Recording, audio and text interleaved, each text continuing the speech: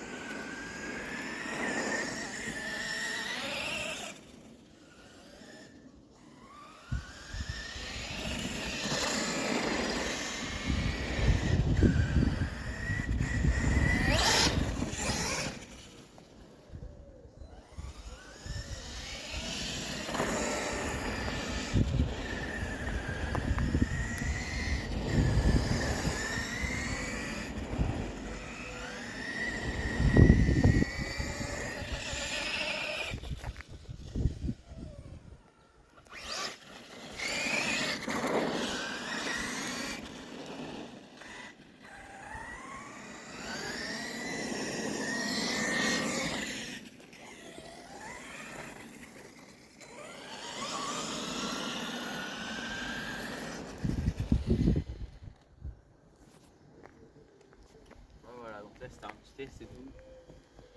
Donc là on voit que quand il monte un peu, il faut accélérer, il faut pousser un peu. Mais ici, sans trop pousser, il monte quand même. Et à la fin, je sais pas si ce sera visible en vidéo, mais j'ai poussé un coup sec sur l'herbe. Et ben il a levé directement, il est parti en wheeling comme ça là, en levant les deux roues avant.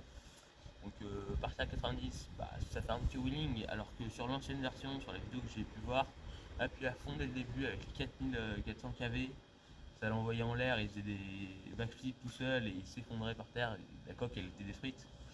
Donc là, après pour les tournants, là, quand j'ai tourné un peu sur le béton, donc il agrippe bien avec grâce au petit au cran qu'il a.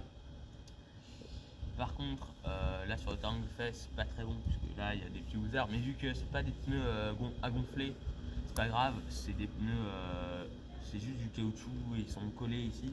Là dans les rainures, c'est collé. Donc, du coup, si c'est percé, c'est pas très grave. Et voilà, donc là après on n'a pas fait un test avec une portée maximale, mais avec l'antenne déployée aux environs des 100 mètres, même un peu plus.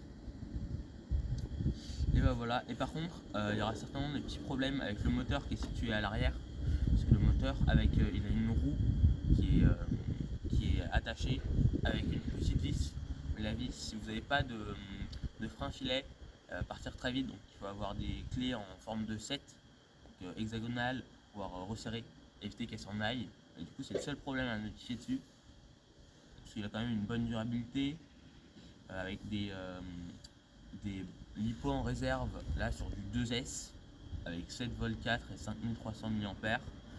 Je tiens 30 minutes sans pousser à 90 km/h tout le temps, donc c'est très très bien pour une performance comme ça avec 2 LiPo, surtout très basse, donc il consomme pas beaucoup pour ce qu'il envoie. Et on voit qu'il a une très bonne tenue de route sur tous les terrains. Là, quand il redescendait, bon, là il faisait des tours, il tient très bien, il s'envole pas, il se met pas à faire des tonneaux. Bon, après, s'il fait tourner à 90 et qu'il fait un tonneau, c'est normal aussi, parce que s'il tourne d'un coup sec à 90, il va forcément s'envoyer en l'air avec la force centrifuge. Sinon, c'est tout. Franchement, je suis extrêmement satisfait. Donc, pour la voiture, soit pour la voiture ou pour ses pièces, parce que là, les pièces, elles sont très restantes, puisque là, on a du carbone pour maintenir les roues sur des bouts en plastique. Et comme ça, avec le plastique, c'est un peu. Là, on peut bouger un peu, c'est pas très. C'est pas bloqué, donc si on prend un choc, ça l'envoie pas. Mais là, pour les steering, là, la voiture est allumée, donc si elle prend un choc, les steering ils bougent quand même. Et ici, voilà, c'est fixe presque, mais ça bouge quand même un peu. Voilà, après, sur la. Là, vous n'avez pas besoin de remodifier ici, parce que là, voilà, ça retourne au milieu directement. Donc, c'est pas. C'est très très bien. Après, donc là, vous avez pour changer, et le trim, je m'étais trompé, il ne marche pas que pour la nitro, mais il marche aussi pour pour le moteur là, puisque si on l'avance, il va se mettre à accélérer tout seul. C'est pas très bon, parce que le but c'est qu'il ait quand même un point mort. Et là, je sais pas si ça s'entend en vidéo, mais du coup, on a en dessous, on a avec le combo brushless, on a un petit ventilateur. Donc là, il est en train de ventiler et tout. Et quand on accélère, il ventile plus fort pour éviter la surchauffe et éviter une casse. Donc, je trouve que c'est quand même extrêmement bien pensé. Donc pour ce produit-là, c'était vraiment 5 étoiles. S'il manque juste le petit frein filet, s'il nous filait juste une petite pipette de frein filet pour bien tenir la roue, ce serait parfait. Bon, et bien sur ce, c'est la fin de la vidéo. Salut!